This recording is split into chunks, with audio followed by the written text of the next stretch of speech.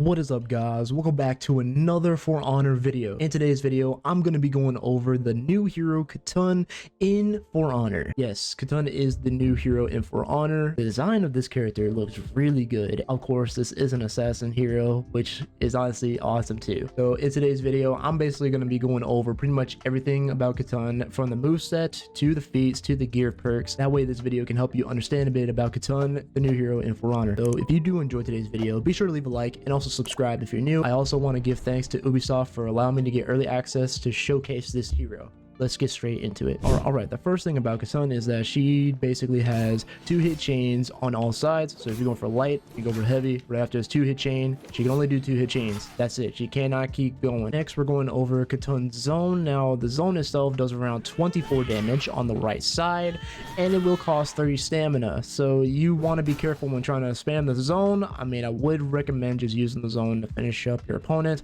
That's what I always do whenever I play with characters in For Honor. If they have a good zone, I'll just use them to either space myself out, or I just use them to finish it up.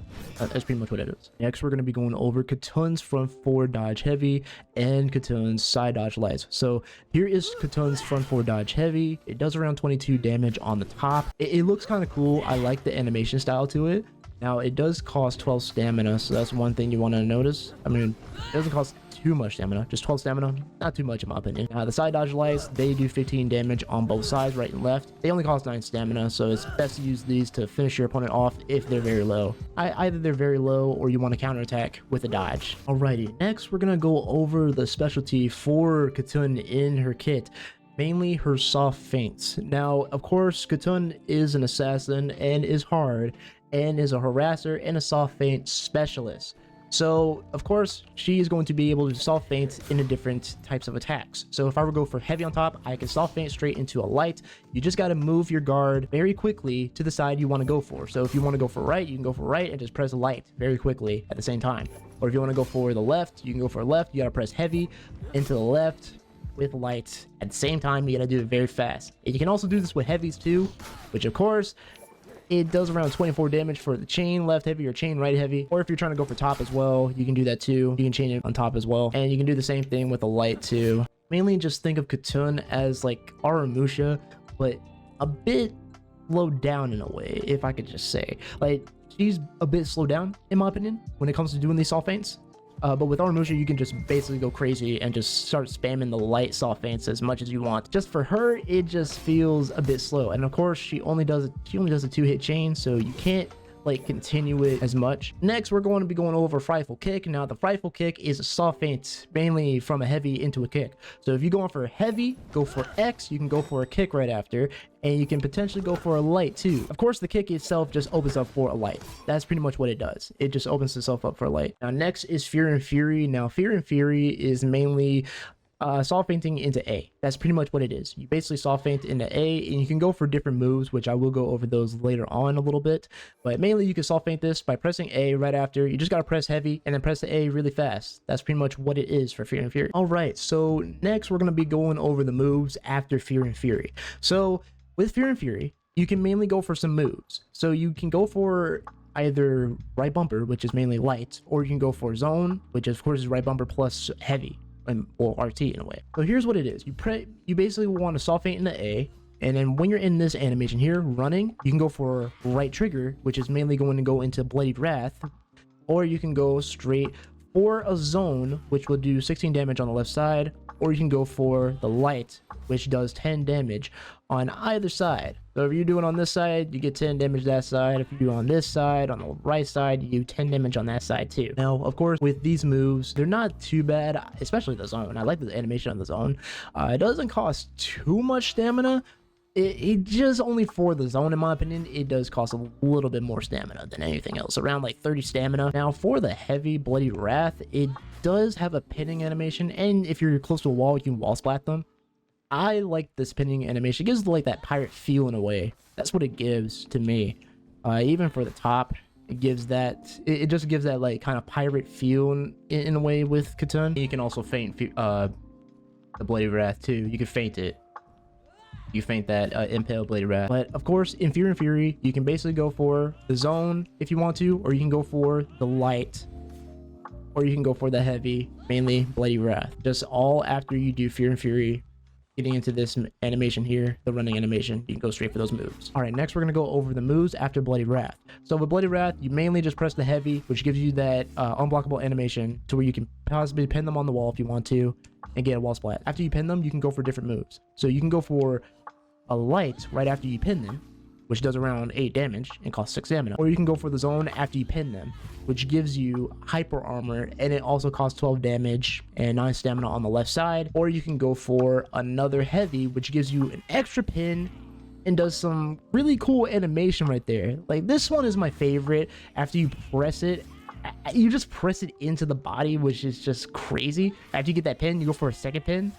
Really cool. I like the animation so much. Now the damages of this, it costs around like 30 damage, to be honest. That's what it costs when you look at it, since it does add like another 10 for pulling it out of them. So that's just crazy.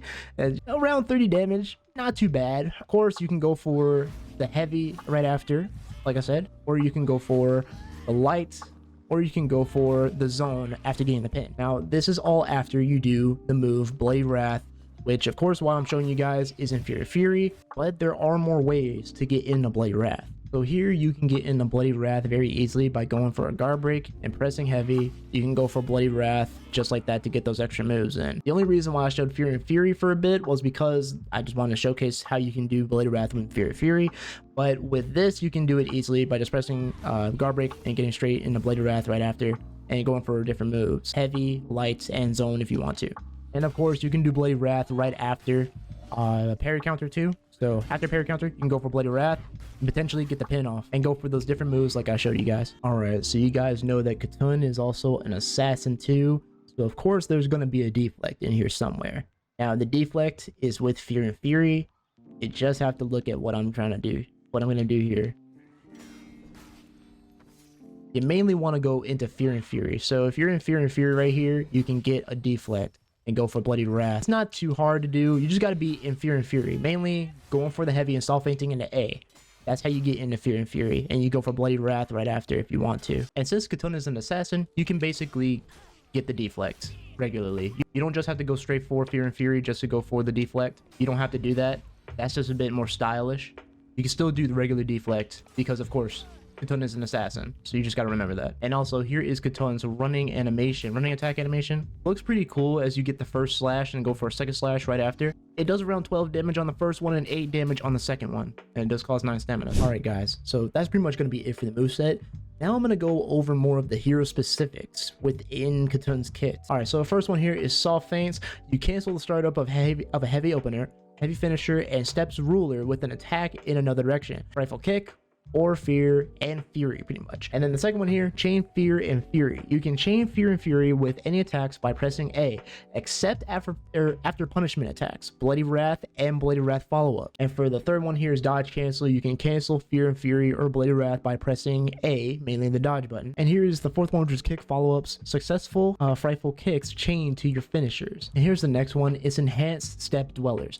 Here's this one, enhanced steps dwellers. Steps dweller is not interrupted on block. It is still interrupted on superior block. And for the next one here is Fear and Fury deflect. When performing Fear and Fury, you can deflect incoming attacks in all stances. And then here's deflect. You dodge in the direction of an incoming attack just before impact, of course. And of course, you guys know revenge mode. Boost damage and health. All attacks are uninterruptible. Parry and throws knock enemies down. Attacks are auto parried on activation. Of course, that's pretty much what it has. Deflect and revenge mode, you guys do know. All right, so here's something that I don't show as often. So this is what the edge walk for Khatun looks like. I mean, I'm just showing off the edge walk to you guys. I just want to show it for y'all that want to see it. Here's what it looks like from behind as well. This is what the edge walk looks like. And here are the emotes. So here is the free roam emotes for Khatun here. When you just press Y, this is what it looks like.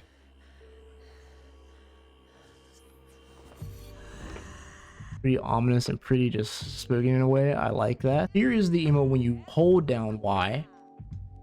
In free roam, that is. And here is also the combat emote for Khatun here. Not too bad. And here's the second one when you hold down Y. That's what it looks like. But yeah, that's pretty much gonna be it, going over pretty much all of Khatun. Next, we're gonna go ahead and go straight into the feats and the gear perks of Khatun. let's do this. Alrighty, everybody. So here we are. We're going to be looking at all the feats and the gear perks for Khatun. Alright, so for the tier 1 feats, for first one, we have Relentless. It's a passive. Soft feints do not cost stamina whatsoever. That is actually really good if you're wanting to not lose stamina doing soft feint. The second one, Khatun has Rush, triggered to gain movement speed for a short duration. And for the third one, for tier 1, she also has Bounty Hunter, passive. You gain health and stamina when you kill another hero. Now for tier 2, the first feat, we have Brutal, which is a passive. After hitting any Bloody Wrath follow-ups, your damage is increased for a short time. So your damage will basically be increased after you basically hit anyone with the Bloody Wrath follow-ups. Mainly the heavy, the light, or the zone, you'll basically get a damage increase. For the second one, we have Inspire. Allies and yourself deal more damage. Soldiers, they will fight faster. And here for the third one, we have Executioner's Respite. And for the third one, we have Executioner's Respite. It is a passive. When executing an enemy hero, gain an extra amount of health based on the execution's duration. And for tier 3, the first one, we have Intimidating. It is a passive. When you kill a hero, gain an aura which increases damage dealt to nearby enemies for a short time. Now for the second one in tier 3, we have Tough as Nails. It is a passive. Raises max health when unlocked. Mainly, it is a passive. Your block damage is increased. Now for tier 4, we have Ultimate Punishment. You perform a quick attack that leads to Bloody Wrath follow-ups. And for the second one, we have Aerostorm. It is mainly an aerial attack that deals medium damage in multiple areas. And for the final one, we have Regenerate. It is a passive. You regenerate your health when out of combat. Alrighty, so next we're going to go over all of Khatun's gear perks. So here we go. For the first one, Khatun has Galestorm. Upon hero kill, gain 20% movement speed for 10 seconds. For the second one, she has Devourer. Upon execution, heal an additional plus 10 health. For the third one, she has Early Reaper. Upon spawn or when revived, first attack deals 30% more damage. For the fourth one, she has Endurance. When gaining a renown level, receive 3% stamina cost reduction. For the fifth one, we have Survival Instinct. When in critical health, gain 25% stamina cost reduction. For the sixth one, she has Crush Them. Upon hero kill, your next attack deals 30% more damage. For the seventh one, it is Headhunter. For each unique player / bot hero executed, increase max health by 4. Alright, so that's pretty much going to be going over all the feats and the gear perks. Again, if you have any questions, leave them in the comment section down below. Alrighty guys, so here we are at the end of the video. I'm going to give you guys my final thoughts about Khatun and just show you guys some gameplay here of Khatun and what I'm doing here. I'm mainly going up against AI. Just want to show you guys this. Mainly, what I think about this character.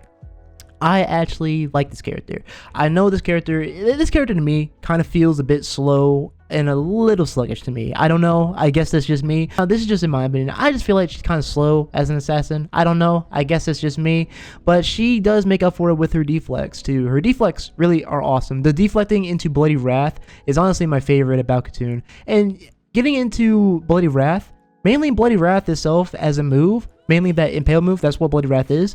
And going into the other follow-ups after Bloody Wrath are really good. I mean, you can get into Bloody Wrath after a parry counter or just after a deflect. And that's it.